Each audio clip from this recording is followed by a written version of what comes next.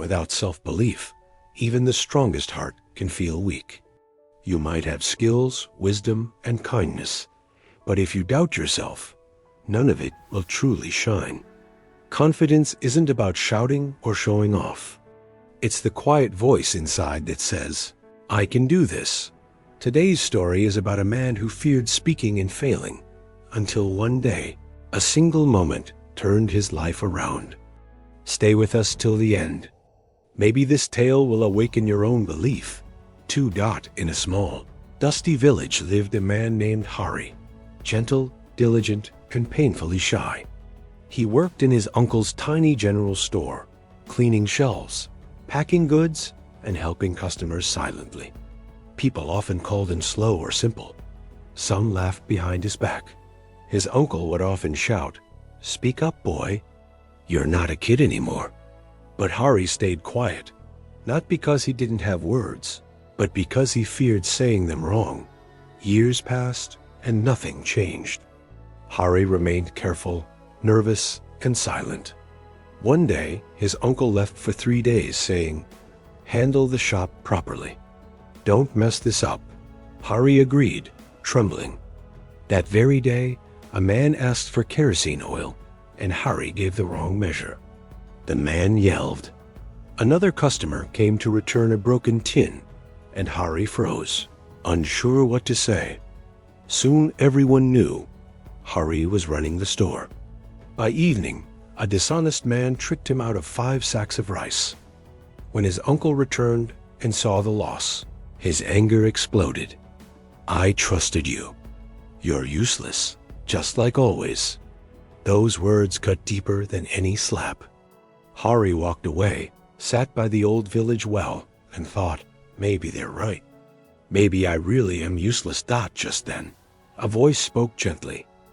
"What's troubling you, my son?" It was Guruji, the village sage. Hari sighed. "Everything I do goes wrong. I can't talk properly. I'm not smart like others." Guruji smiled and said, "Confidence doesn't mean being perfect. It means trying again, even when you're scared. If you truly wish to change," Guruji said, "come to my hut tomorrow. I'll give you a small challenge." The next morning, Hari arrived. "Go to the market," said Guruji, "and ask 5 people what they sell, how they price it, and what they love about their work." Hari trembled, talking to strangers, but he went. The first ignored him, the second mocked him, but the third smiled and answered kindly. By sunset, Hari had spoken to 6 people. Something inside him shifted. The next day, Guruji said, "Stand near the school and help children cross the road. Say something nice to each one." Hari did it. "Be careful. Good job. Have a great day." Each word made him stand a little taller. On the 3rd day, Guruji said, "Now go to your uncle. Tell him you want to earn back his trust." Terrified but determined, Hari went. At the shop door, he said clearly, "Uncle, I made mistakes, but I want to learn and do better. Please give me another chance." His uncle looked at him quietly, then nodded. "All right, Hari, let's begin again." Weeks passed. Hari learned to greet customers, handle money, and even say no when needed. People began whispering, "Is that really Hari? He speaks with confidence now." One day, a new customer smiled and asked, "Do you own this shop?" Hari grinned and said, "Not yet, but maybe one day." Confidence isn't something you're born with. It's built step by step. Each time you try, speak up, or face fear, you grow a little stronger.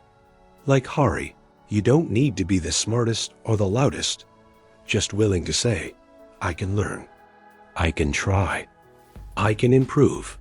That's the real power of self-confidence, not perfection, but progress. If this story touched you, leave a comment, give it a like, and subscribe to Tales with English for more stories that help you grow in English and in life. Until next time, stay patient, stay brave, and never stop believing in yourself.